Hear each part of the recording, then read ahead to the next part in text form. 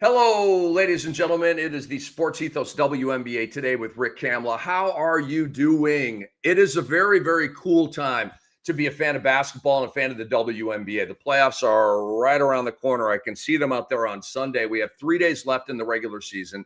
We got a big slate of games tonight. One game on Wednesday, which is Atlanta at Connecticut, and then a big slate of games again on Thursday. And then that's it. Then Friday off, Saturday off, and then boom, we're hitting it with the playoffs on Sunday. It's super exciting. So in fantasy basketball leagues, again, I'm closing in on 4 championships. I was in 7 leagues total, 2 SportsEthos leagues. They were 10-team leagues. They stretched me to the breaking point like the medieval days. I was on the rack and arms and legs are coming off my torso. It was a bit like that. I just did not have good years in those leagues. No excuses. I'll do better. 5 ESPN leagues, the standard joints that we play. I had a team submarine by Enrique. Love you, Enrique, but you did submarine that team. And then 4 others, including 2 with Caitlin, who I still have at the altar of a championship, despite Caitlin not playing at all. That's what I do. I don't boo-hoo and make excuses. I grind and pick people up and make it work. And here I am. Last year in fantasy basketball NBA, I won a variety of championships despite having Zion Williamson and John Morant on my team. I know a lot of people out there, oh, man, my team sucks. No, your team doesn't suck. If you're lazy, okay, work on your team. This is either you're all in or you're all out. It's a lifestyle thing. So closing in on 4 championships. You still have there's one game where I'm up by only like 70 points where I've really got to hustle here to the end. The other ones, I'm pretty much like kind of cruising and coasting to victory here. So that's what's up. But excited for all the games coming up, the playoffs around the corner. Later on in the show, the cameo of the week is going to be dedicated to my awards because next Tuesday when we come up, we'll be in the thick of the playoffs, and that's what we'll be talking about. And the award thing just won't hit as well. So here at the end of the regular season, we're going to talk about the awards. And there has not been a whole lot of change in the awards, okay? But we'll get to that in a little bit. We got to start the show with our top 3, then our bottom 3, and we start with the aces. A'ja Wilson and the Las Vegas Aces are like Frank the Tank in old school. We're on streaking. They're sober, and Frank the Tank wasn't, of course. He was doing beer bongs and running naked through the park and through the street and all that, banging into Snoop Dogg, right, and throwing him off his game. How dare you throw Snoop Dogg off his game? They won 14 games in a row. This happened on Sunday when they beat Chicago 80-66. And that was controversial with the Angel Reese thing, which we'll talk about in a little bit. 14 in a row for Vegas, ties the 4th longest winning streak in WNBA history. Pretty cool stuff right there. A'ja Wilson had another 30-plus point game, 13. Now she has the record for most of those games in a season. On the streak, Connecticut back in 2021 won 14 in a row. So Vegas is now tied with them. Vegas has 2 games left in the regular season. The Aces could tie the 2014 Phoenix Mercury for the second longest streak at 16. Las Vegas hosts Chicago tonight. That's a win. And then they finish at the LA Sparks on Thursday. That one, I don't know. The Sparks might be eliminated by the point of that game. If the Sparks are eliminated, that's an easy dub for Vegas. And Vegas needs to win out. They're going to play their gals to the end of the year. Like Nafisa Collier's resting tonight for Minnesota. Like Vegas doesn't have that luxury. Atlanta won last night against Connecticut. Pardon me. Atlanta now is a half game up on Vegas in second place. However, Vegas is still in the driver's seat. If they go bang, bang, and if Atlanta wins at Connecticut on Wednesday, then they'll both have the same record, okay? But the tiebreaker will go to Vegas. They beat Atlanta 3-0 in the regular season. So that's the lay of the land there. Atlanta and Vegas are in very, very important situations right now. Many of the other teams are as well because there's 8 playoff teams. You want to be in the top 4. You want home court. And it's a 1-1-1 where you go, home, road, home, but you want game 3 at home, obviously. Big deal. So A'ja Wilson and her history. I mean, this game on Sunday, 31-11, 4 steals, 3 blocks. Her 10th game with 30 and 10, breaking her own single season record. I mean, this lady is literally rewriting the record books right now. And the defensive history that she is making, obviously Napheesa Collier is having a year. I mean, A'ja Wilson's having another absolute positive MVP season, kind of like Jokic did last year, averaged a triple-double. Couldn't quite win MVP because you had that guy SGA just having a meteoric season, man. SGA was my guy for MVP. I did apologize to Jokic. I'm a huge triple-double guy. Like a triple-double and like a really good record like they had it's a lock. Not last year. So, Joker, I'm sorry, bro. I'm sorry. A triple-double fell short of MVP. I guess Russell Westbrook didn't win MVP every one of his triple-doubles. But some people think, it's just a triple-double, man. It's just a triple-double. Those people are so wrong. They're so wrong. Some of the most respected basketball reporters, they're my boys. They're my homies. And they don't make me mad. They don't frustrate me. It's just, it's so wrong to just poo-poo and belittle averaging a triple-double for a season. Not a triple-double, averaging a triple-double for a season. It's just number. What do you mean it's just numbers? Of course it's just, sports is numbers. All right, rant over. A'ja Wilson. A'ja Wilson has won the scoring title. Do you remember? We've talked about this all year, not every week, but twice a month we're on here talking about the scoring title. It's Fee's year, it's Fee's year, it's Fee's year. Oh, it's not. Not anymore. A'ja Wilson with this streak, and with A'ja Wilson, she's gone Hulk smash, bro. Like A'ja was human A'ja at the beginning of the year. Now she's Hulk A'ja. She's Hulk A'ja right now, dude. She's up to 23.8. Napheesa's at 23. It's over. Call it off. It's a TKO. I'm pushing Napheesa back to her corner. She needs attention right now. That's what's happened to her. A'ja, boom, boom, boom, boom, boom, boom, boom, boom, boom. And Collier's like, she's got a cut over her eye in the boxing euphemism. It's just, no, it's over, bro. I think Fee is going to win finals MVP. I think she's going to win regular season MVP. I think she's going to win the ring. I think this is all going to happen for Fee. But what's not going to happen for Fee is the scoring title, which looked locked up. Do you know how badass you have to be to make up? Like a week or two ago, Fee was up a full point per game late in the year. You have to go savage beast Hulk mode to overcome that. And A'ja's blown her out now. 23 point. A'ja, chill out, dude. Like, whoa, 23.8. Dude, A'ja is on a rampage, a stone cold rampage. And I love it. It's absolutely good for you, A'ja. Seems like such a cool person. I've never met A'ja. In interviews, she just seems like salt of the earth, super humble. Looking out for people. She just seems like I can't find a flaw, honestly. Okay. So good for her, dude. Another scoring title for A'ja. I gotta check. Let me see how many scoring titles A'ja has. And she won last year, of course. She had the highest scoring average in league history. How many scoring titles? This will be her second scoring title. I've got her winning DPOY, so that would be her third DPOY. She's a three-time MVP. I'm at Basketball Reference right now. My God. How old is she? She's 29. She's got a good 6-7 years left, man. A'ja, I don't even want to do you like, it might 7-8 years left. We talked about this, right? The best bigs in WNBA history make it to like 36, 37, and then it starts getting tough. It just does. And maybe A'ja's the Serena Williams of the WNBA, and she's going to blow all that out of the water. I certainly hope she is, right? LeBron is doing that right now. Tom Brady did that. Aaron Rodgers is doing that. Serena Williams did that. Like the goats, right? Stay in shape and just stay great. And A'ja Wilson has the opportunity to play till she's 40. I just don't know if she wants to do that. She may have a large mountain of money at that point.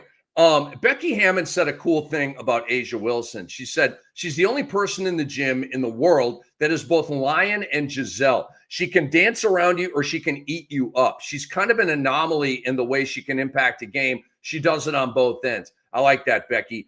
And I've got a defensive player of the year stat that I'm going to give you now. I guess before I'll come back up to it. But Asia's made some crazy defensive history. And for me, kind of locks up the DPOY for her. Again. And like it does kind of fit for me. If he's going to win MVP, because Asia totally could be an MVP right now. So could Alyssa Thomas. But Asia got to win something. There's got to be something to show for this winning streak in the season that she's having, man. She got to win something out of this. That's not fanboy. I just historically, like, what she's doing right now needs to be honored somehow, some way.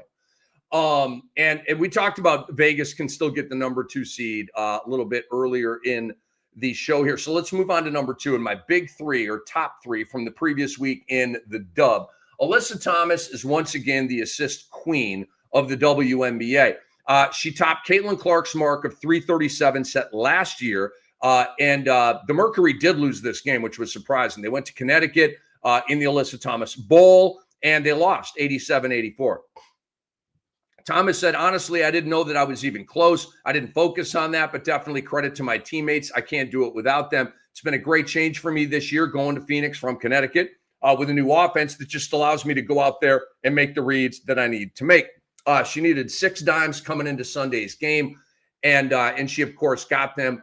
And so now she's got 342 on the season. She had 10 in the game. And for her, she held the record, Alyssa Thomas, back in 2023. She had 316 dimes, passed by Caitlin Clark last year. Now Thomas, 33, having the best season of her career. It took her 37 games. Remember, this was important because the season went from 40 to 44. I did not want the extra 4 games to be the difference in this record. They, in fact, are not, okay? She did this in 37 games, so there's no asterisk here. Alyssa Thomas is the non-asterisk title holder for assists in a single season, and I think that's damn cool. She also holds the WNBA records for triple doubles in a season and in a career. My God, right? Right? She's like the Russell Westbrook of the dub. All the triple doubles, all the dimes. She's a dog out there, super hard-nosed player. I'm a big fan of Alyssa Thomas. Alyssa, I hope you play forever too. This year, she has averaged 9.2 assists per game. The record was set by Courtney Vandersloot, 9.95 back in 2020. Shout out to Sloot and her recovery from the blown tire.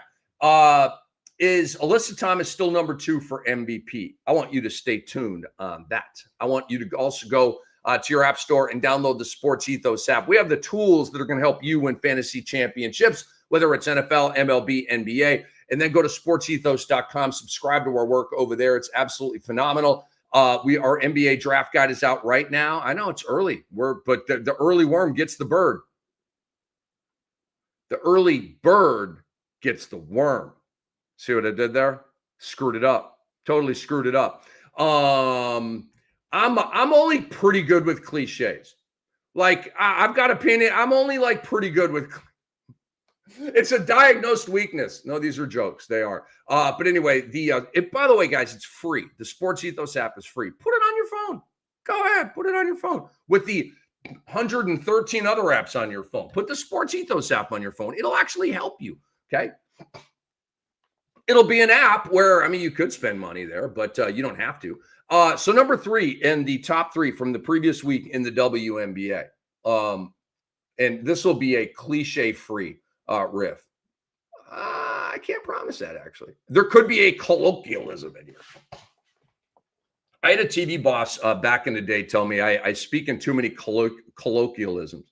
First of all, I was like, what does that word mean? What does that word mean? And they were like, they gave me some half-ass answer. And I'm like, okay. And I was like, took feedback and coaching, and like, they're my bosses. I got to do what they say. And so then I'd watch other anchors, and I'm like, that seemed like a colloquialism. Are you talking to him about it? Anyway, 17 years, man. It was a good run. It was a good run. That did not befall me, by the way. We recovered from that. So number 3 in my top 3 from the previous week in the WNBA, the beleaguered Fever somehow make the playoffs. And I'm a bit buzzkilled by this because the Fever in, the Sparks out, not jiving with that, but it is what it is. And I got to give credit where credit is earned. And the Fever certainly have done that. I mean, you lose Caitlin Clark for the season. You lose 4 other players to season-ending injuries, including the homie Sophie Cunningham. But they beat Washington on Sunday, 94-65. And they had a 7-year playoff drought, but now they've gone back-to-back. That was the Tamika Catchings era. They got a chip. Tamika is still the greatest Fever player of all time. Caitlin May, I mean, she got a hell of a mountain to climb. I'm not even going there. I'm not. Caitlin, play a game, and we can re-engage in these kind of conversations. But I'm just going to leave it at that. Tamika Catchings is the GOAT of Indiana Fever basketball, period, okay? And so shout out to Stephanie White and a lot of the players. But I want to shout out Stephanie White. And she's had to leave the team for some personal stuff. I don't know what's happening with that. God bless you, Stephanie, and your fam. I don't know what's happening with all that, okay? But she's done a hell of a job. Stephanie White has done a hell of a job with this team, man. Stephanie White said there was a healthy level of celebration in the locker room. That means they were going crazy, okay? And they should. Making and by the way, let me read this, but this is about as good as it's going to get. Hold that thought. So they got their largest road win of the season, and they went crazy in the locker room, according to Stephanie White. She said, with all the stuff we've been through, most teams would have folded. We just kept getting stronger. These women in this locker room deserve a lot of credit for their ability to stay resilient, stay together, stay hungry, and stay the course. ... without Caitlin. Oh, is that a colloquialism? So out for the year, Ari McDonald, Sydney Colson, Sophie Cunningham, Chloe Bibby, all out for the year. They've had to do hardship exceptions and all this kind of stuff, man. Shout out to Kelsey Mitchell. Okay, she's one of the top scorers in this game, has not missed a game. All right, and I'll bring her back up when we talk top 5 for MVP. Aaliyah Boston, she's a rock star. Okay, she's in commercials. She was a first overall pick. She's a perennial all-star, tracking towards a future Hall of Famer, tracking towards Tina Charlesville, like is one of the, Sylvia Fowles and Leslie, and tracking is one of the best bigs in WNBA history. All of that is happening for Aaliyah Boston, and she really flexed this year. Really stepped up her game. Natasha Howard, Lexi Hall, all deserve shout-outs. This thought just occurred to me, man. I bet, and look, Lexi Hall and Sophie Cunningham are straight making money off Caitlin. And I said they would. Remember? Even before the season began. Because I saw they had like a Three Amigos thing going on. I'm like, And I'm not saying that there's like any weirdness going on with that. None at all. And I'm happy for all of them. I'm just saying, I saw that right away. I know that Clark Inc., okay, she is a corporation. So if you buddy up with a corporation, and they're probably homies, they go out, they watch movies together, they bowl together, they're probably like really, really good friends and all that. And it's genuine, right? That said, when you're homies with Caitlin Clark, you're going to get some hookups. I was watching the NFL on Sunday. Bam. Sophie Cunningham come. I don't even remember. It was some tech company or some damn thing app. I don't even know what the heck it was. I don't care. I'm like, that's the homie, Sophie Cunningham. And she's like a spokesperson pitching for this product. And I'm like, there you go. There you go, Sophie. Let's go. I mean, I'm happy for them. I am. These women deserve this, okay? They fought their asses off to get here. 5 years ago, this stuff was an impossibility. It was. A role player in the WNBA getting a major national TV commercial that I watched when I'm watching the NFL, which is a completely different demographic from the WNBA. Bro, you want to talk about a breakthrough? You want to talk about going mainstream? I'm so happy for him, man. So happy for him. But I bet you, Boston, Mitchell, Howard are like, I mean, we love Caitlin. She's our teammate, but I got this too. And I bet you they've kind of like the elbow room and like, it's my team. Like they get more usage rate, more shots. I mean, certainly they don't want to play without Caitlin, but it is what it is, and they're making the most of it, okay? And it's really, really cool. And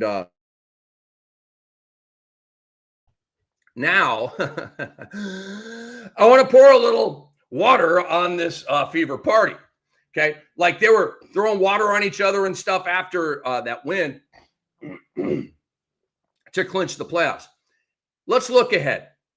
The Fever are, their seeding could change here a little bit. I believe they could move up to the 6th seed.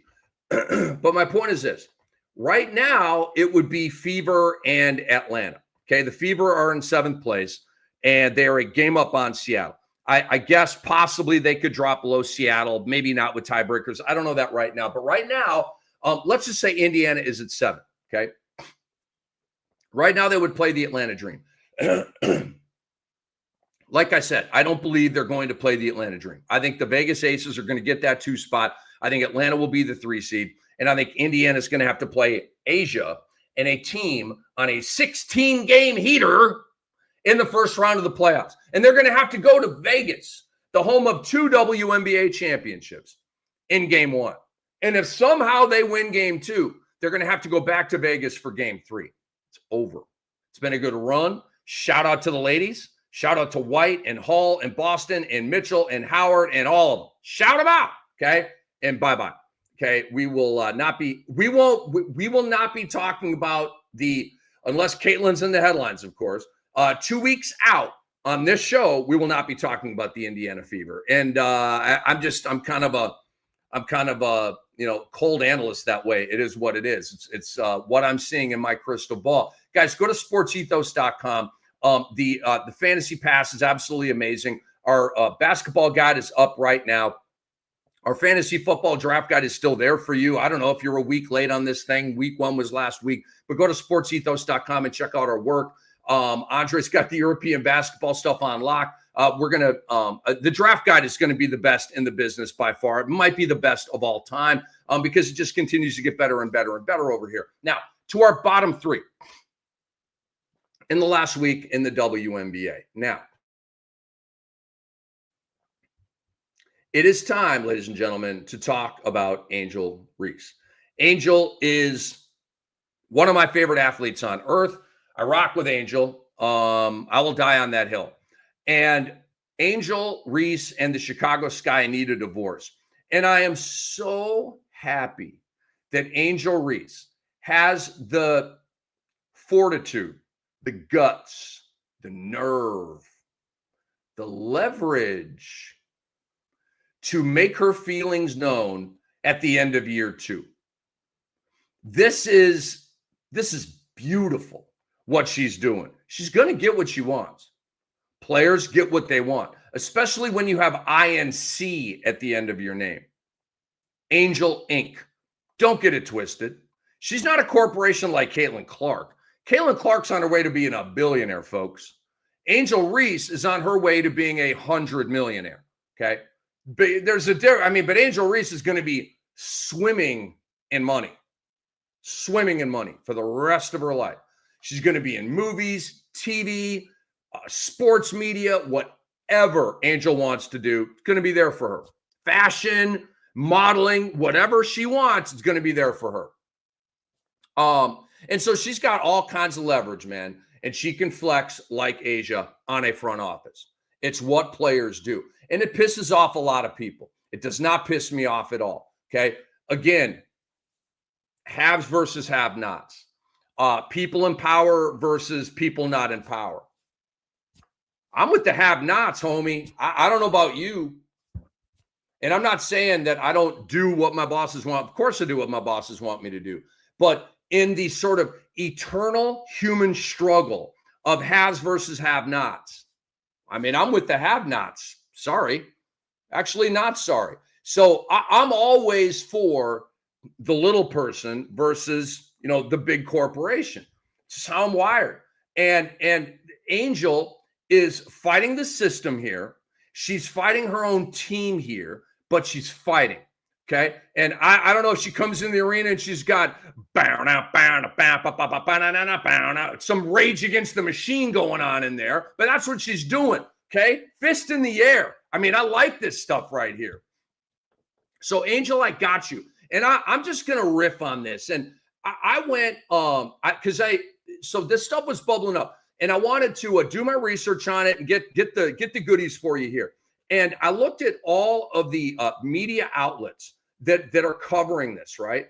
Guys, so usually like ESPN.com, headline, Angel, I read it. It's like Kendra Andrews or Kevin, is it Kevin Pelton, I believe? You know, some of their great writers over there, right? Okay, ESPN linked to the WNBA like always. No, it was Newsweek, CNN. I'm like, again, Angel Inc. Okay? Let me explain something to you. If Jonquel Jones, and I love Jonquel, future Hall of Famer, she's amazing. I bring her up for that reason. Okay? She's kind of like an understated future Hall of Famer, right? Like a DeMar DeRozan type in the NBA. First ballot Hall of Famer, just not really talked about that way. All right, Jonquel Jones. If Jonquel Jones somehow were pissed at the Liberty and did what Angel Reese did, CNN would not be covering it. I promise. Sorry, Jonquel. That just is what it is. It may be Jonquel Inc. I don't know what she has going on off the court, right? I don't know. I know what Angel's got going on off the court. She's got a clothing line and a shoe line and blah, blah, blah, blah, blah, blah, blah, blah, blah. She got all kinds of money coming in. All right. She has an INC at the end of her name. Sabrina Ionescu. It's Sab Inc. Okay. She got a shoe line, all kinds of stuff going on. She's in the, is it CarMax? I can't remember. She's in the car with Sue Bird and Chennai and Asia. And I can't remember CarMax. Carfox. I don't freaking remember, dude. There's too much of this. I almost cussed. I've been getting better at that. Like really good at. Like I kind of don't do it anymore. All right. So Angel Reese was suspended. How dare you? Chicago Sky, following comments she made about her teammates, head coach, and the organization. She went scorched earth on these mofos, man. So she missed the first half of the game, right? So she was suspended for the first half of the game. This is some college football bull crap. This is what they do. Like back in the day, didn't Johnny Manziel get busted for signing autographs and they made him sit out like the first quarter of a game or something like that, which is so dumb. Signing autographs. And now it's NIL. And I just saw that DJ Lagway of Florida, he's not even that good, is on $3.7 million in NIL. My God. Guy's not even good. Sorry, DJ Lagway, that you caught a stray, but I mean, we all been waiting on DJ Lagway. The hype is just not being substantiated at all on the football field, man. So my read on this is that Angel was like, all right, F you, buddy. She was suspended for the first half and then was dealing with back issues in the second half and did not play. And she's, man, there's been the red flag by her name all year in these ESPN leagues, man. I mean, off and on heard all year. It's just been weird. But I think what's going on here is Angel's like, I just don't feel like playing for these a-holes tonight. Like, and this right here was like, oh, you're going to suspend me? All right, cool. I'm just not playing that. F you. I'm just not playing that. And I don't know. Maybe she had actual back issues and maybe she just took her ball and went home. I don't know. It smacks of she took her ball and went home. And if she did, I'm not mad at her. I probably would have, wait, you're suspending me? You're suspending the best player on the team.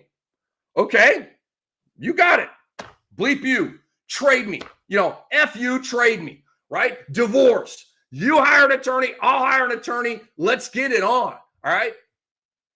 The Chicago Sky said in a statement, which apparently is going to be cliche-free. We'll find out. The Chicago Sky values the safety, respect, and well-being of every player. That's pretty cliche-ish right there. We are committed to accountability, 2, so our players can stay focused, 3, on playing basketball. Because the statement's detrimental to the team made by Angel Reese during league-mandated media, she will not play in the first half of the game on September 7th against the Las Vegas Aces. This matter has been handled and resolved internally, and we are moving forward as a team, end quote from team. This is what Reese said to the Chicago Tribune. I am going to cuss here one time because I'm reciting what Angel said. She said, I'm not settling for the same shit we did this year. Are you mad at her? If you are, you suck. I'll just say that. We can't be friends because you don't get it. She's just supposed to stay in line like a soldier and do her job and shut up and do her job. Some Americans probably view this situation that way. And if they do, they suck. They need to open their minds in a big way. I'm not settling for the same shit we did this year. Okay. Gauntlet thrown down. It is so badass, so gangster, so angel. I love it. And you know what? I hope that it bothers the you know what out of a certain percentage of America. I think y'all can read between the lines and ascertain who I might be talking about. Okay. Angel continued to say to the Chicago Tribune, we have to get good players. We have to get great players. That's a non-negotiable for me. I'm willing and wanting to play with the best, and however I can help to get the best here, that's what I'm going to do this offseason. Angel is going to start recruiting. She continued, so it's going to be very, very important this offseason to make sure we attract the best of the best because we can't settle for what we have this year. She also said, I'd like to be here for my career, but if things don't pan out, obviously I might have to move in a different direction and do what's best for me. But while I am here, I'm going to try to stay open-minded about what I have here and maximize that as much as I can. Guys, what is wrong with what she said? What's wrong with this? Other than a butthurt, awful, petty, stupid, poorly run organization wildly, misaimingly banging on Angel Reese with a stupid half-game suspension. I mean, get your pound of flesh, bro. Suspend her for the whole game. Idiots. What about this is wrong? I'd like to be here for my career. Okay. If you comply with the Angel plan, things are going to work out. But if things don't pan out, obviously I might have to move in a different direction and do what's best for me. Why not? LeBron James did it. Kevin Durant did it. James Harden did it. Kyrie Irving did it. Should I continue or have I made my point? So, and I know that some people don't like the player empowerment of the NBA. Boy, I just want to flamethrow a particular group, but I won't. Be nice.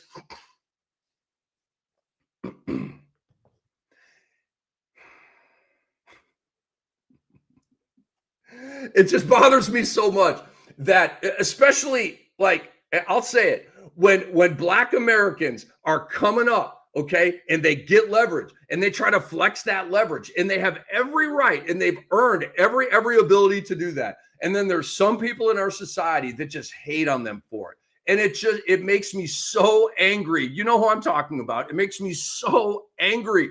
I freaking love it. I am here for girl power. I am here for the rise of people of color in America. I'm a white dude. Okay. I am. I'm an older white dude.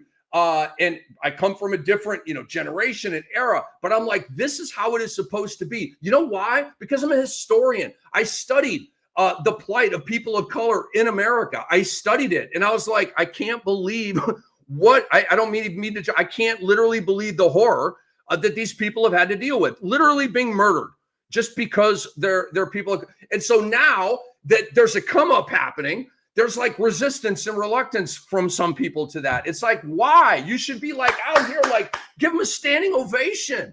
My God, so unbelievable. Okay. So Angel Reese is standing on the shoulders of Black people before her that have just fought and pushed, right? And so now she is in a position to flex her power, okay? And I don't feel like she's doing this illogically or irrationally or unreasonably. I think this is all within bounds, okay? Her team sucks. Her team continues to trade away players that will make them better. Okay, all they've done since Angel got there was get worse. Okay, and she's calling them out on it, which is exactly what she should do. There is a detail that I would like to know. Did Angel go to the team with this and they said, like, Yeah. Okay, did they dismiss her? And then she had to go public with it. I would like to know that detail because that's how that chronology should go. And Angel's a young lady, second year in the league, but she's wise beyond her years. I don't know that. I kind of think she might have done that, but maybe not. Okay, so that would be a sort of a teaching moment. I'd go to the team first and like try to just be like friendly corporate boardroom about it. And if they blow you off, sink their battleship. Okay, but that's a small critique, right? It's not like that's like a little that's like a little wrinkle you iron out in a shirt. That's not a big deal. So she walked back her comments a little bit, which I guess is the Angel Inc. thing to do, right? You're a corporation, and yeah, I guess you just got to kind of do this. I'm not mad at her, but here's what she said. I probably am frustrated with myself right now. I think the language was taken out of context, and I really didn't intentionally mean to put down my teammates because they've been through this with me the whole year. I think that part's overblown. Like, she said she wants to get good players, wants to get great players. That doesn't mean that she's saying every player on her team sucks. That doesn't mean that. And so if players on her team are getting but if I were a player on her team, if I were Kamla Cardoso, I'd be like, duh, we need to get good players and great players around here so we can actually win some games, okay? The Chicago Sky just won a championship like 3 years ago with Candace Parker, okay? They can still taste the champagne, and now all they're tasting is suctitude and like exhaust from a tailpipe right now from everybody else in the league. Bye, Chicago, you suck again. It's what the league is saying to them right now. So I think that part's totally overblown. Angel wasn't throwing her team under the bus. She wants to add to what they have, okay? And she said also, I just have to be better with my language because I know it's not the message, it's the messenger, and I understand what I say can be taken any type of way, so I just have to be better and grow from this. Okay, how can you be mad at that? How can you be? And by the way, like, she did not need to do that. In my opinion, she did not need to do that. She did it for the haters, for the people on the fringe, for the people on the fence, right? She did that for them. She didn't do that for me. She didn't do that for Kamla. She didn't do that for her family and like close friends, right? Like we're all rocking with Angel. We're all dying on that hill. Okay. She didn't need to do that for us. She needed to do that probably for Nike and Gatorade and frickin' Celsius and whatever the hell else she's endorsing, right? Angel Inc. So, which side are you on of the Angel situation? I've already made this pretty clear. Former WNBA player Kelsey Bone, former 5th overall pick, went in on Angel Reese. And so there's hating on Angel from even within the WNBA community, which obviously I don't like. She compared Angel and Asia. She said Asia never said a name. She also said this to her team first. Okay. There was a recent blowout loss from the Aces or whatever.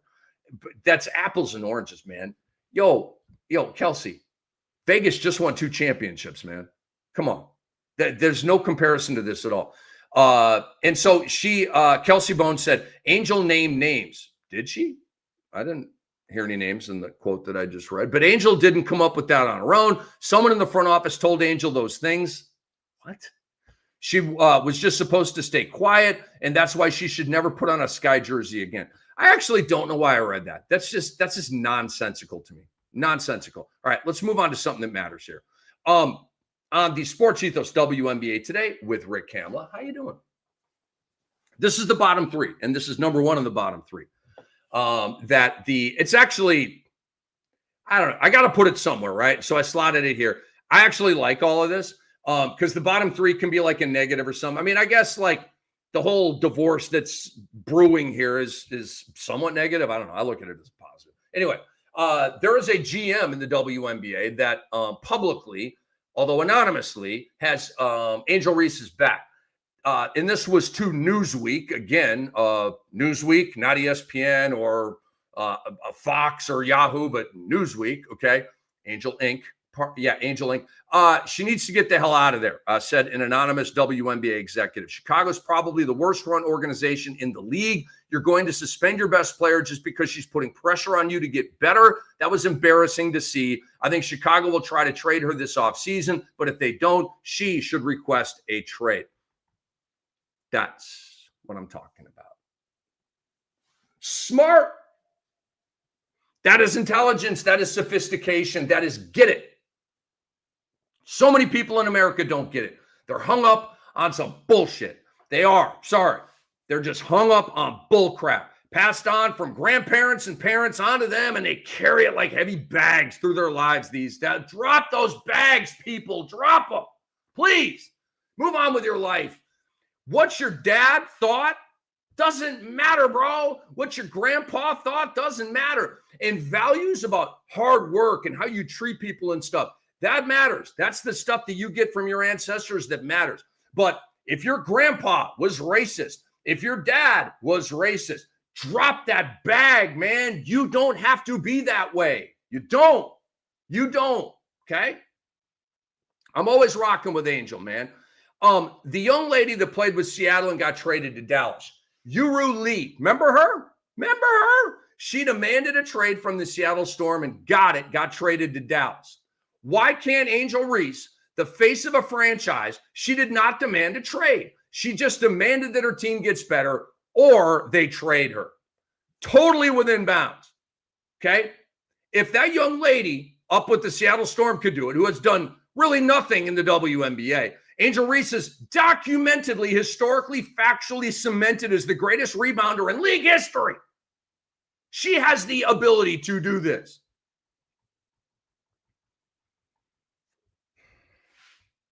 Let's move on. Number 2 in my bottom 3 from the previous week in the WNBA is coming up next.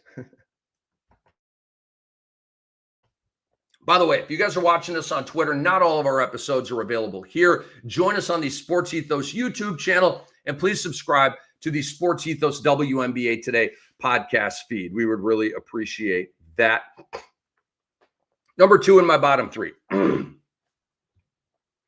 is Caitlin Clark being ruled out for the season.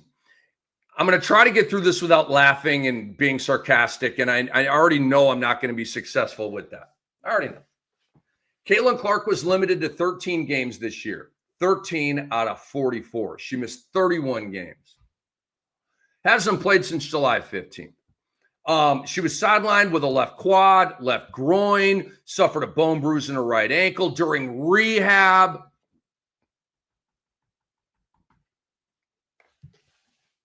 I told you.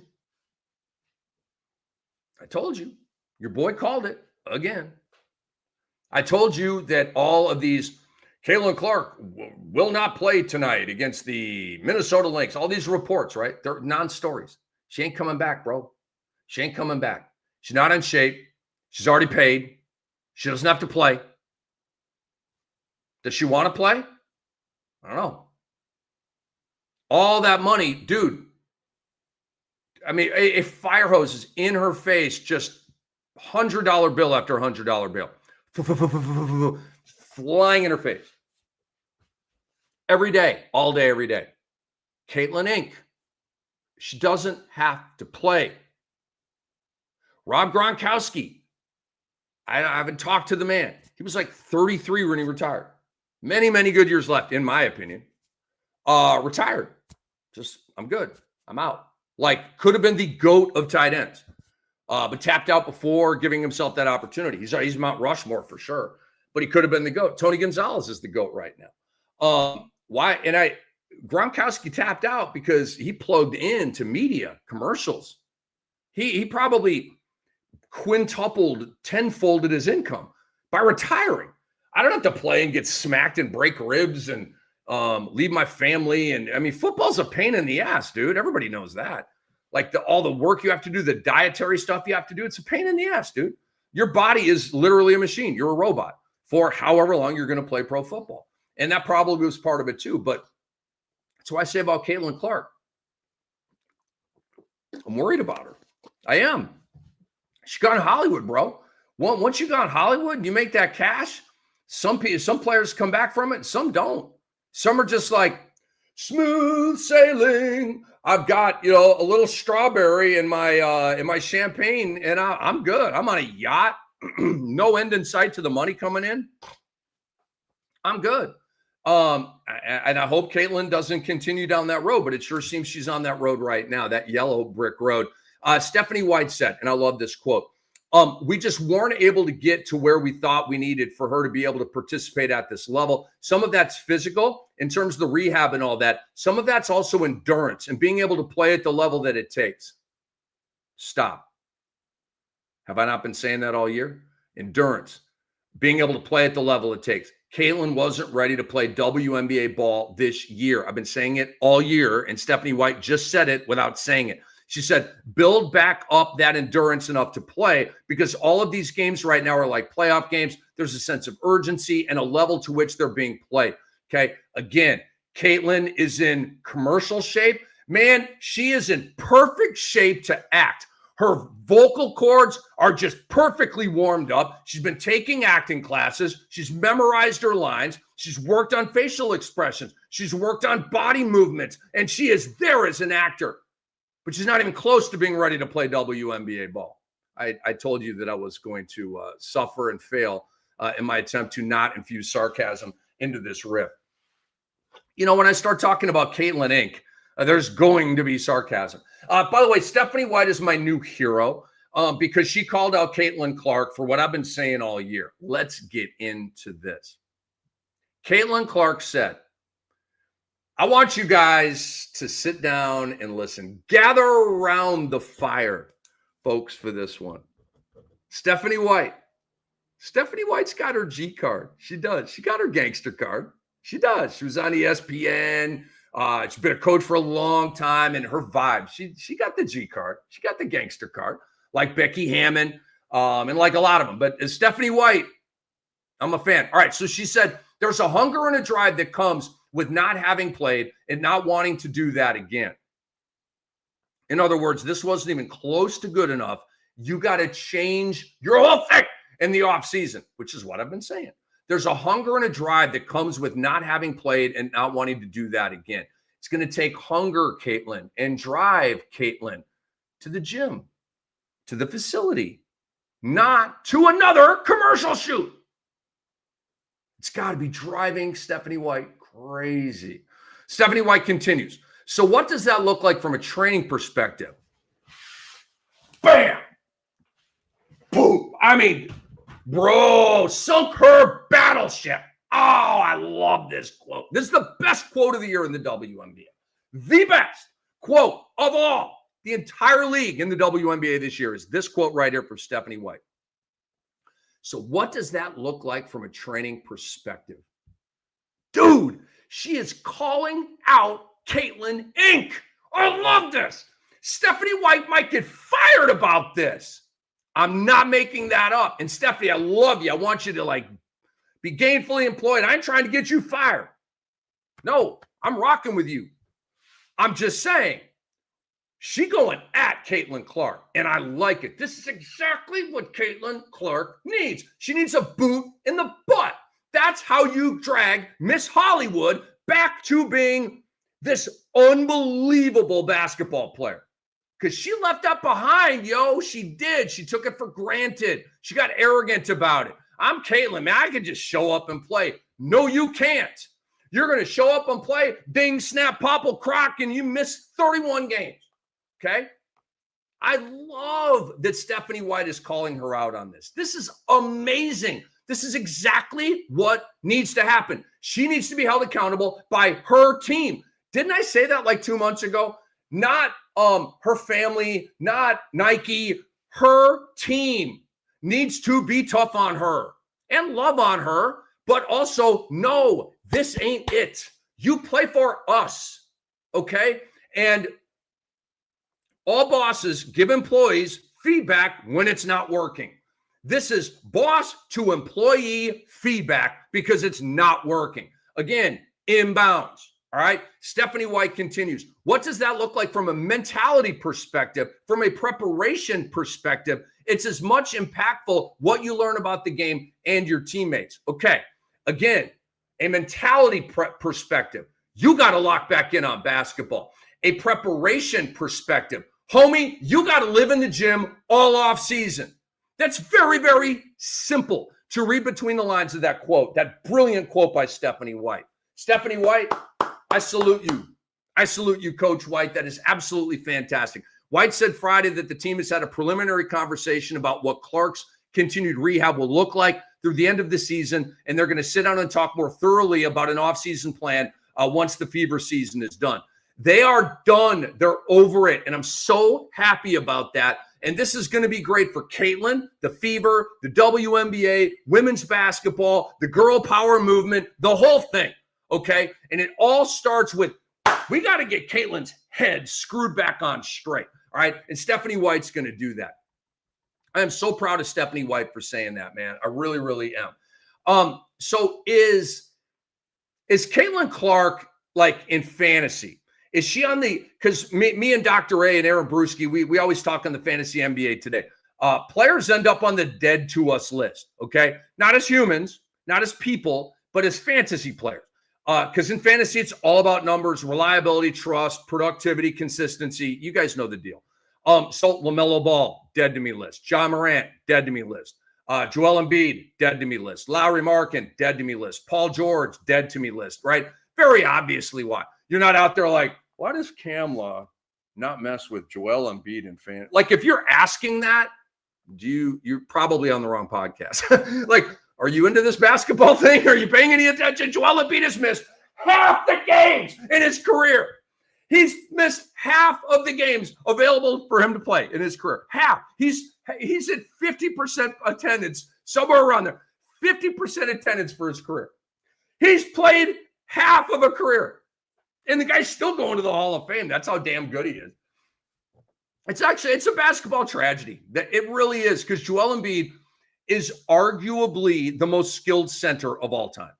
I understand what I said, skilled, okay? Not best. He's not even close to the best center of all time. He's not even close to the top 10 of centers all time. But in terms of skill, I mean, dude, Joel Embiid's got a step back 3-ball wetter at 7 whatever, 3 whatever. He has a dope step back 3-ball wetter. Joel Embiid does. Okay, like, it's who else has that? What other center in NBA history has had that? I'll wait. Brook Lopez, great 3-point shooter. I never saw him hit a cold, like, with handle step back wetter. I never saw Brook Lopez do that. I saw Joel Embiid do that many, many times. Maybe for the last time. I hope not. Caitlin is not on the dead to me list for next season. She's not. Okay. If she does this to me again, she will be. And I can't wait to hear about her off season. Again, Caitlin, it's there for you. It's very, very easy for you. Here's the goal. Make the cover of Women's Health. I know there's a Men's Health. Luca was on it. Big story. Is there a Women's Health? There's got to be a Women's Health, right? I know there's Women's Health magazines, Women's Fitness, Girl Fitness. I don't know. Okay. I'm not a magazine guy, a man or a woman magazine guy, but there's got to be a Women's Health, right? Caitlin, make the cover of Women's Health. Okay. Match your boy Luca. All right. You've got a lot of Luca in you in the female game. Number 3 in my bottom 3 in the WNBA. Dallas is the worst team in the league. Not Connecticut, not Chicago, Dallas. And this is absolutely positively pathetic. You have Paige Beckers and Arike Ogunbowale. There is no half-ass way you should be dead last in the WNBA. There's no way. Okay? How do you get there? You have literally the most clueless coach I've ever seen in my life. This Koklanis guy doesn't know his head from his toe. He doesn't when it comes to basketball. I am going to rejoice when they fire this man. I am. He's absolutely terrible. In over his head. It's a horrible decision by Dallas to hire this guy. And with coaches, you get hired, you get fired. Some last and some don't. Some are one and done, and some last a lifetime. One and done, flush, move on with your life. Otherwise, Dallas, you're going to lose Paige Beckers, okay? Because Paige Beckers, I don't think she's Paige Inc. yet. She's about 1 year away from being Paige Inc., okay? Nike and Gatorade and all, she's got a cool look to her, all right? She's a phenomenal player. She might have the best handle in the WNBA right now. For my money, she does. She got a better handle than Sab, better handle than Caitlin. Like she's like Kyrie out there, bro. She is. And Kyrie's her guy. And you can see some of the Kyrie stuff in her game, the in and out, the yo-yos, between the legs, all that kind of, the crossovers. Like, dude, she's got a deep bag. And I'm telling you right now, she's going to be in like Google commercials and iPhone commercials. Paige Inc. is about to be a thing. So Dallas, you got to plug into Paige Inc. You got to basically make her the LeBron of your team, dude. And Paige, what do you want? Oh, you want a new coach? Done. We were kind of thinking the same thing. All right. Well, here's what's going to happen. We want you to be involved in our coaching search. Would you be okay with that? Paige is going to be like, F yeah, of course. You want to empower me to, yeah, of course. So that's how Dallas should rock here. They've lost 10 games in a row. It's absolutely pathetic what's happening with the Dallas Wings right now. And they need to fire Coach Koklannis, and they need to really, really, really hug up on Paige and make her feel loved, okay? All right, it's time for the Cammy of the week, folks. But first, shout out to everybody joining us live on the Sports Ethos YouTube channel. Drop a thumbs up on the video, and please subscribe to the so that you do not miss out on any episodes. Again, the Sports Ethos YouTube channel, and subscribe. We'd really appreciate that. Now, I dedicated the Cammy of the week to my Cammies for the 2025 WNBA season. All right, my MVP top 5 is Napheesa Collier. It's her year. They have a 4.5 game lead over the rest of the WNBA. She is top 5 in points, blocks, and steals. Her overall stat line is incredible, and it's her year. It is. It's Napheesa Collier's year to win MVP. A'ja Wilson has. Give me 1 second here.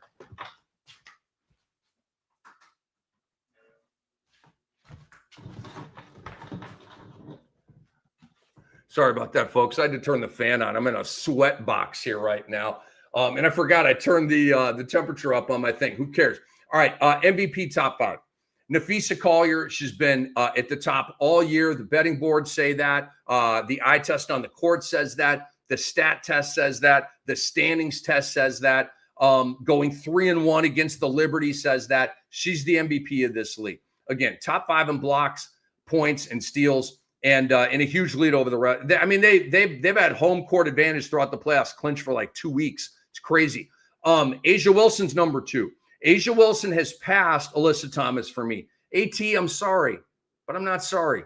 Oh, A'ja Wilson, the statistical ascension she has made, the 14 wins in a row, it's got to be honored. And I can't get A'ja up above Napheesa Collier. I cannot. I'm so much more comfortable, by the way, with that fan on me. Oh, man, that was a huge move.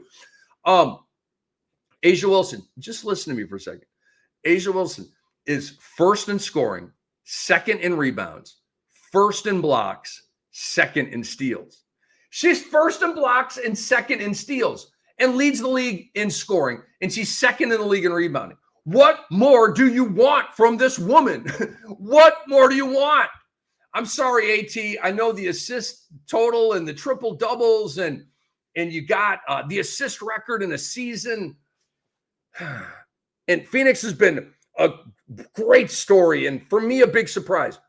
There's another thing. Vegas is ahead of Phoenix in the standings. They are, and to me, that matters, especially. And I mean, it's close, dude. It's close. I'm not going to say Asia's way above Alyssa. No, she's not. She's barely above Alyssa Thomas. Alyssa Thomas has made incredible history this year. Asia's made incredible individual statistical history this year. You got to make tough decisions in the sports media game, and that's one of them. I got A'ja at number 2, Alyssa Thomas at number 3. I've got Alicia Gray at number 4 of the Atlanta Dream. She's powered the Dream all season long. Injuries to Griner, injuries to Jordan Canada. And Gray has just been phenomenal, all-star career year basically across the board. And Atlanta's the number 2 team in the WNBA, folks. Number 2, okay? That needs to be honored. There's a lot of weight that comes along with that for me when you talk MVP. So I got Alicia Gray at number 4. Number 5, I got Kelsey Mitchell. Remember I said earlier, hold that thought. Kelsey Mitchell's number 5 for MVP. She has played, will play in all 44 games. She's at 43 right now. I presume she'll play in the final game. She's not. I don't believe she's on the injury report. Pardon me. She is 3rd in the league in scoring at 20.3. 3rd. The only ladies above her are A'ja Wilson and Nafisa Collier. Kelsey Mitchell leads all guards in the WNBA in scoring. And they're in the playoffs, right? And they don't have a great record, and it's been a weird year for them, right? But you know what? They are in the playoffs. And it is a nice story despite 5 ladies being lost for the year due to injury. And without Kelsey Mitchell bapping 20 points a game, they would have been long gone and forgotten. And my LA Sparks would be in the damn playoffs. So Kelsey, you did me wrong with that. I'm kidding, Kelsey. I shout you out. Super consistent, super awesome year for her. And 20.3 again. 20 points a game for a WNBA player is a huge deal. And I don't say that, again, I have to say this with like a disclaimer, relative to NBA scoring, right? I'm not making any kind of commentary on WNBA players that's negative. It just, historically, it's proven. Getting to 20 in the WNBA is hard. It's way harder than the NBA. It's like hitting 30 in the NBA. It is. I mean, think about it. Kelsey Plum and Sabrina Ionescu. Let me check the scoring leaders right now real quick. I don't want to be wrong about this. I'm pretty sure Sab and Plum have both fallen below 20. They have. Paige Beckers isn't even at 20. She's at 19.1. Kelsey Plum's at 19.7. Sab is probably at 19, 18.9 or something like that. These are the best of the best of the best of the best of the best who have ever played the game. Kelsey Plum, Paige Beckers, Sabrina Ionescu. They're 3 of the top guards in WNBA history. And, will go down as such, right? Some of them are young in their careers. They are 3 of the best I've ever seen play in the W. And they're not at 20 points a game, right? Think about Paige Beckers. Arike Ogunbowale's barely played all year. Paige Beckers, she has had the greenest light in the history of women's basketball, and she's a phenomenal player with a high level of efficiency, and she's not even at 20 points a game, right? It's crazy. I ain't lying to you, folks. I would never do that. Rookie of the year. Duh. It's Paige Beckers. It's Paige Inc., dude. Paige Inc. I mean, do I need to elaborate? We've talked about the history she's made all year. There's nobody even close. I mean, look, I love Ariafin and Citron in Washington right now. I mean, they're fantastic young players, man. Both all-stars this year. This draft class was completely kick-ass. Lots of good players in this draft. But Paige Beckers is like, y'all my homies, but I'm that chick right now. So we shout you out, Paige Beckers, Rookie of the Year. Many, many awards and accomplishments to come for the great Paige Beckers, and soon to be Paige Inc. Defensive Player of the Year is A'ja Wilson. And I promise you I would head back up here and give you this A'ja stat when the time is right for that. So just give me a second. It's a cool stat. It's worth the wait. Here it is. All right, so she, once again this year, has gone 60-plus blocks and 60-plus steals. She has 85 blocks and 61 steals. Second season in a row, she has reached 60 in both blocks and steals. The only other WNBA players to have a 60-60 season in blocks and steals are Lisa Leslie, she did it once, and Yolanda Griffith, she did it once. A'ja's done it twice in a row. Hard to see her not doing it again next year. How is she not the Defensive Player of the Year when she's first in blocks, second in steals? Don't overthink this, voters.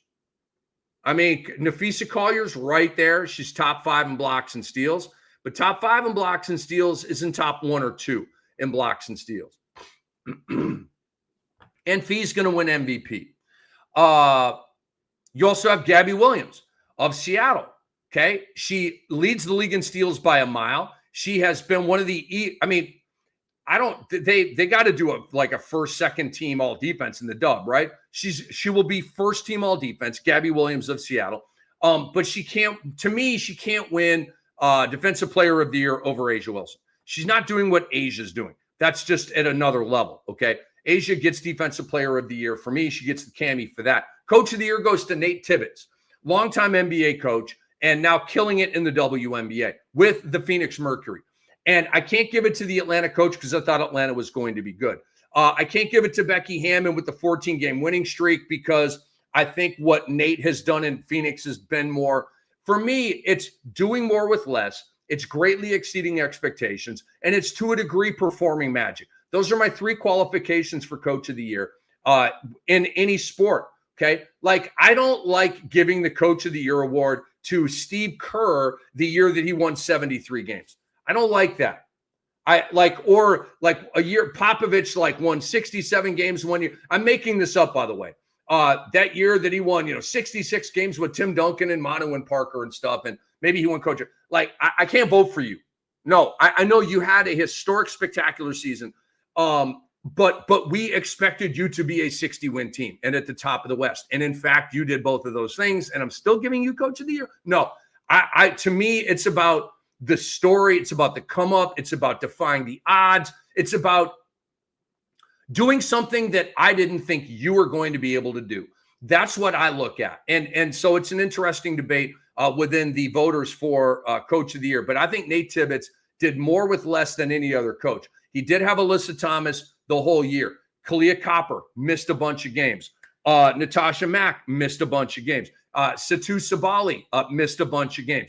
And they're still right there near the top of the WNBA. Nate Tibbetts, way to go, making your mark in women's basketball. I think it's really, really cool. 6th Woman of the Year for me is Naz Hillman of the Atlanta Dream. I thought about Jewel Lloyd, right, with coming off the bench and the winning streak, but she started 25 games. And so she has started way more games than she's come off the bench. And again, I don't know all of the award qualifications for the W, but I know in the NBA, to win 6th Man of the Year, you have to come off the bench for more games than you start. Let's say you start 42 games, okay, and you come off the bench for 40 games, right? It's right there. You cannot win 6th Man of the Year. You have to come off the bench for more games than you start. And so Naz Hillman has been phenomenal. The demise of Brittany Griner has forced Naz Hillman into a primetime role. And she's been like, I got this. Yeah, she's been a fantasy revelation for a lot of us. She's been a huge, huge part of the Atlanta Dream's success. I shout you out, Naz Hillman, and you are my 6th Lady of the Year. And the most improved player for me is Gabby Williams. This was my preseason pick. She leads the league at 2.3 steals per game. The next best is at 1.6, and of course, that's Asia and I think a couple of others. But Gabby is 0.7 of a steal ahead of the next gal, okay? That's crazy. That's some Dyson Daniels stuff. Very impressive. Gabby Williams gets the Most Improved Player of the Year award, the Cammy from your boy Cam. And then finally here, I got to go on a little bit of a rant. Finally, just a little bit of a rant, folks. So we fire up Rick's rant right here. And what I want to talk about is the valuation that came out for Unrivaled, which is, of course, the rival league to the WNBA. You remember All-Star and pay us what you owe us and all that kind of stuff, which is so true.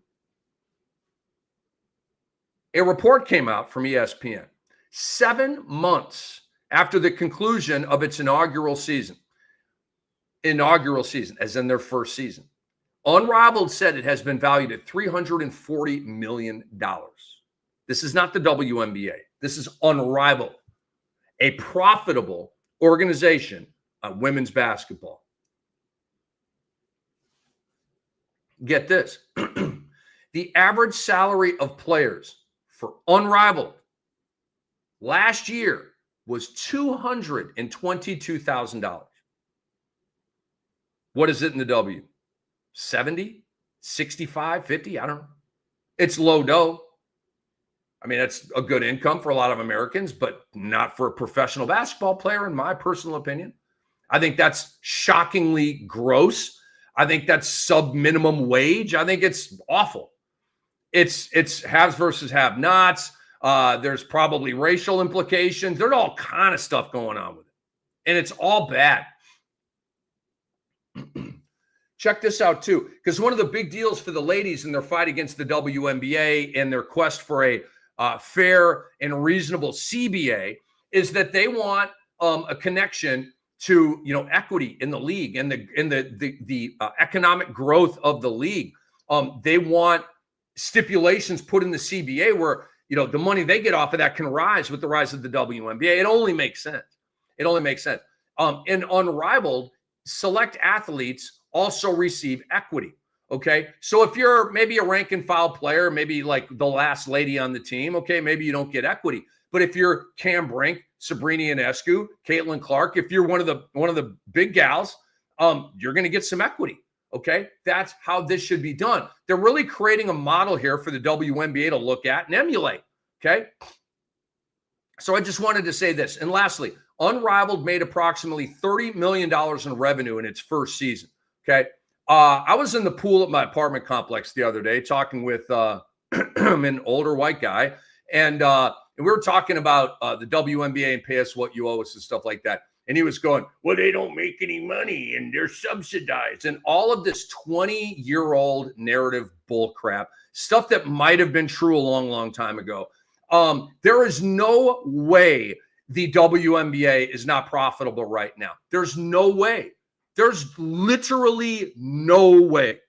The merchandise sales, the arenas are full. The networks are all coming after them and plugging into them and throwing money. Networks pay leagues money for rights to air their games. That is money streaming into the league. Okay? You can't tell me that the WNBA is operating at a deficit. You can't tell me that. I don't believe it. It's not true. It's just, especially when you're paying these ladies $3 an hour, especially when you're paying these ladies $3 an hour, there's no way you are not solvent as a league. There's no way you are not big time in the black. There's no way. I just will not believe it. And the WNBA, there's no way they would ever show us the books. No, why would they? Because then they're going to show a major profit and America's going to start screaming at them to pay these players. And even so, but I would love that, because old white America, who so doesn't get it, and they're stuck on all these old, crusty, awful narratives, they need to see that. They need to see a report that the WNBA turned for the 2025 season a $213 million profit, or whatever it is. Literally, I'm pulling a number out of my ear right now. Okay. But there's a segment of our country that needs that statistic. They shouldn't need that statistic, but they do. That's the reality of the situation. So Unrivaled, okay, valued at $340 million. Players making an average of $222 per year. That's 3 times what the average salary in the WNBA is. 3 times. I have an idea. It's radical. I have an idea. I don't believe that the WNBA is going to give the players what they want. I don't think they are. I think we're headed for a strike, a lockout, a labor strife, all that. I think we're going down that road, unfortunately, sadly. Here's what the players need to do. I guess maybe I'm a little off with this. Maybe they should have already done that this year, because I'm like, they need to call the WNBA's bluff and play in Unrivaled, but not play in the WNBA. But the point is kind of moot. If there's a lockout, they won't play in the WNBA. Like, they're being locked out. Their team is telling them, beat it. So, all right, maybe that wasn't the best idea. But my idea was, like, take your ball and go home. Caitlin Clark, Asia Wilson, Kelsey Plum, Sabrina Ionescu, Nafisa Collier. Take your ball and go home. Then what? Then you got no league. Oh, well, we'll press on with Jessica Shepard and Emma Meesman and all, you know, all these like second, third tier players, right? That ain't gonna work. But I guess the point is moot. All right. So I've said what I need to say. Pay them what you owe them. Kathy Engelbert. Kathy, you're a villain right now. Kathy, you are a villain right now. You're a villain in sports. You're more of a villain than Draymond Green. And Draymond Green literally chokes dudes out. You're more of a villain than that guy. Kathy, you're being beyond greedy here. And you're protecting beyond greedy people here. Come on, join us on Earth. Come on, Kathy. Come on. Find the human within you. This is not normal human behavior. This is cutthroat, like dictator behavior right here. This is not good. This is not a democracy, okay? Where like players can vote and people can vote and we can determine who our leaders are. No, you are telling the players how it's going to be, okay? And the players are about to tell you how it's going to be. And Kathy, what I would do is I would get off that villain thing. I would leave that Dylan Brooks thing behind, okay? It's not a good look for you. I wouldn't. Kathy, I would make this right, and you will be a hero. You will literally go, America, like woman America, I don't know how to say it, female America, okay, is going to look at you differently. They are. Right now, female America is looking at you like, yo, you're the enemy. You're the enemy right now, yo. Kathy Engelbert? No, I don't like her. She ain't paying these players. That's what they're saying. Do you care, though? Kathy, do you care? Are you so high and mighty? Are you in your ivory towers and all your millions and all your power? Are you intoxicated with that? Are you just good? You're just good. You don't care what America thinks about you. You don't care what your league thinks about you. Is that where you're at? You like wearing that black hat? You like wearing that black villain hat? Because you got it on now, Kathy. Kathy, you got to fix this. Unrivaled is showing you the way. All you got to do is do the right thing, Kathy. All you got to do is do the right thing. That's it. You don't have to do something crazy. You don't have to invent something. You just have to do the right thing. You have to treat people the way they deserve to be treated. It's not that hard. It's really not that hard. Kathy, get it right. Take the black hat off. Stop being the villain. Leave the Dylan Brooks, Draymond Green thing behind. Do it, okay? I'm Rick Kamla. This has been the Sports Ethos WNBA Today with Rick Kamla. I really appreciate all of you guys. Go to sportsethos.com. Check out our work over there. Download the Sports Ethos app. It's completely free. And please, again, guys, if you're joining us live on the Sports Ethos YouTube channel, drop a thumbs up on the video and subscribe so you do not miss out on any of these spicy, somewhat radical, and colloquialism episodes of the Sports Ethos WNBA Today with Rick Kamla. I will see you next week, guys, Tuesday at 11 a.m. Eastern, and we will be talking about the first round of the WNBA playoffs. Enjoy, and I'll see you then.